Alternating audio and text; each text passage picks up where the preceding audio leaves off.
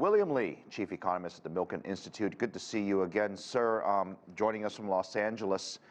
Let me ask you this, dire, sad. I mean, we got warnings from Jamie Dimon, we're getting warnings from the IMF and the World Bank, and the words they are using are not words I have heard in recent memory. Is this honestly what we have to look forward to in 2023? Well, Phil, don't forget, we have a whole generation of people in power positions that have never really lived through a monetary tightening cycle where monetary policy has to tighten significantly to get rid of inflation from very high levels that we've not seen in decades. So the IMF is worried so much that the U.S. And ECB interest rate rises will have such great spillover effects that the global economy will be sent to its tailspin, and that seems to be where we're going. But we knew this was going to happen, right? We saw the inflation coming. You have the conflict in Europe, the supply chains issue in China. I don't understand why this inflation thing has all of a sudden become a big surprise to everybody. We had the COVID situation. We pumped a bunch of money in these central banks, which bled through to the consumers, and now we're simply taking it away, and it feels like it's the end of the world all of a sudden.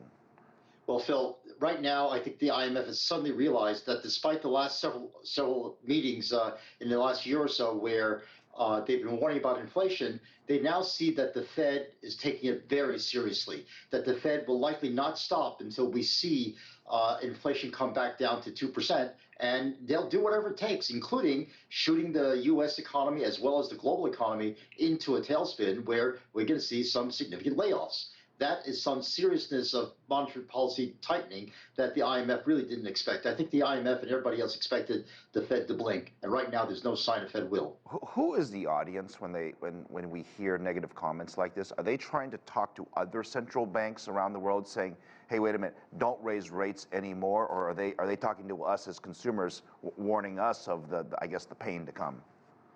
That's a great question. Having worked at both the IMF and the Federal Reserve, I can tell you, when I was at the IMF, our forecasts were directed not so much as giving the IMF, the Federal Reserve advice, but to warn the rest of the world that when the Fed is serious, be prepared for some downside. And I think the emerging markets are the ones that really are going to get hit strongest because the strong dollar is going to have some deadly consequences for countries with a lot of dollar-denominated debt.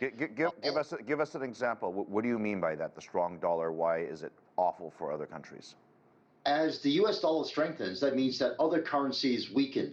And in order to pay the same dollar's worth of interest payment on debt that you owe that's denominated in dollars, you're going to spend more of your own currency, which means you have less to spend on domestic tax on domestic policies, and people in these countries have less to spend on their own budgets because the governments are going to have to tax them to pay off the debt that they owe to other countries. Or I'll take Canada, for example. They could raise rates. By raising rates, doesn't that help their own currency if that was an issue? That's great. And if they did raise rates, it would help their currency strengthen, and they would then be able to pay in stronger currencies. But if they raise interest rates, that would also weaken growth in their own country and worsen the economic downturn. Where does the topic of COVID rank in all this? Because while it's not COVID's fault that we have this sort of financial situation, it was a contributing factor, and now for most of the world, COVID has slowly gone to the back, I guess, of the crisis talk.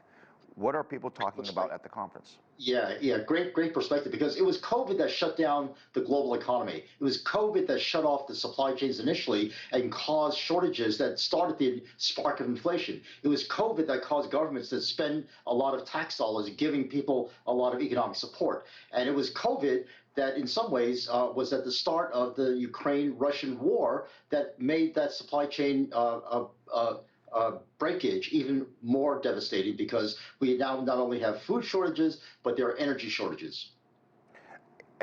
I'm still confused why we can't reverse some of the problems, but I think I know the answer, because there is a person in Russia that has caused a little crisis in Europe that we're trying to figure out, and we don't know what the ending of that's going to be.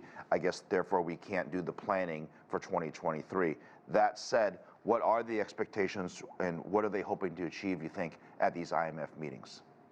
I think the IMF at best is trying to get all the countries to collaborate together and to say, look, you advanced economies that have some extra wealth that can be used to help the poorer countries, please let us do so. Because don't forget, the IMF is a big credit union. Everyone contributes their share into the IMF pot, and the IMF redistributes some of those shares among the countries. And so I think the IMF real message is we need to help the poorer countries in the world, and you, the larger, more advanced economies, have to contribute more to the pot. Now, that is the ultimate message. And right now, because the dire warnings from the economic turnout is going to be a terrible one, they're asking for more donations from the large countries.